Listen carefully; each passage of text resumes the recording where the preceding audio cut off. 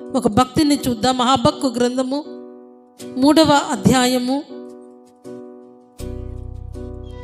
17వ వచనాన్ని ఒకసారి చదువుదాం.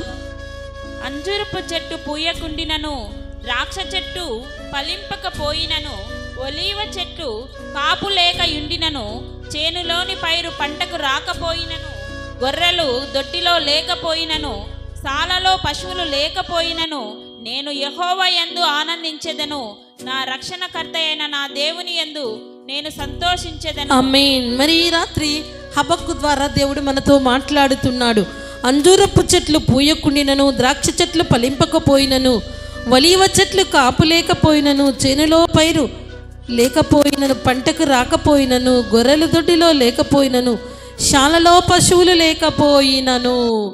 అతని పంట ఫలించకున్నా, అతని పశువులు లేకున్నా, అతడు చేస్తున్న పనిలో సఫలీకృతము లేకున్నా, తన అనుకున్నది జరగకపోయినా, తన యొక్క ఇంట్లో ఏమి లేకపోయినా, ఏది లేకపోయినా, నేను మాత్రము నా దేవుని యందు, నా రక్షణకర్త యందు ఆనందించదను అంటున్నాడు. ఇది భక్తి అంటే, ఇది నమ్మకం అంటే, ఇది విశ్వాసం అంటే. యెహోవా యందు నమ్మిక ఉంచువారు కదలక నిత్యము నిలుచు సియోను కొండవలే ఉంటారు.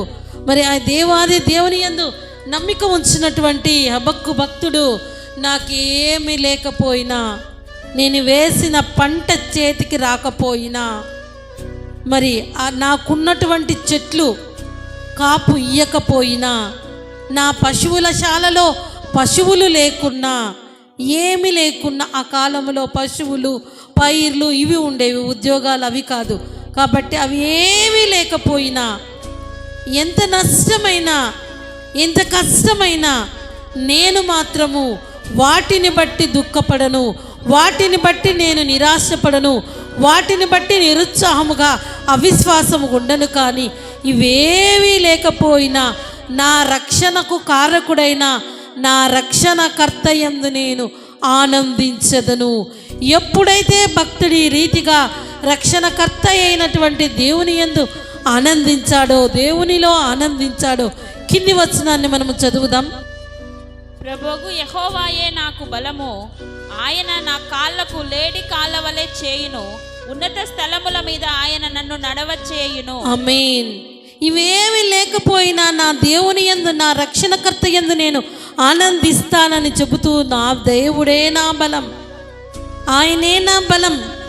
అవి ఇవి జరగలేదని, నీవు అనుకున్నది జరగలేదని, ఆశించింది పొందుకోలేదని, నీవు కోరుకున్నది దొరకలేదని, మరి నీ భక్తిని విశ్వాసాన్ని వదిలి దేవుని సన్నిధిని విడిచి దేవునికి దూరంగా ఎంతోమంది జీవజలపు ఊటైన దేవుణ్ణి మరచి ఎండమావుల వైపు పరిగెడుతున్నారు.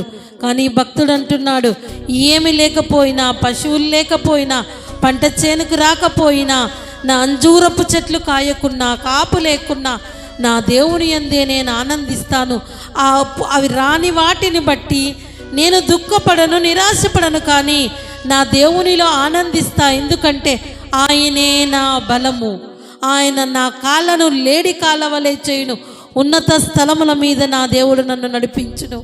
ఇది ఇలాంటి భక్తి విశ్వాసములో హబక్కులాగా నీవు చెప్పగలిగినట్లయితే, ఈ భక్తునిలాగా నీవు ఈ రాత్రి తీర్మానము చేసుకుని జీవించినట్లయితే ఉన్నత స్థలముల మీద నిన్ను నడిపిస్తాడు దేవుడు.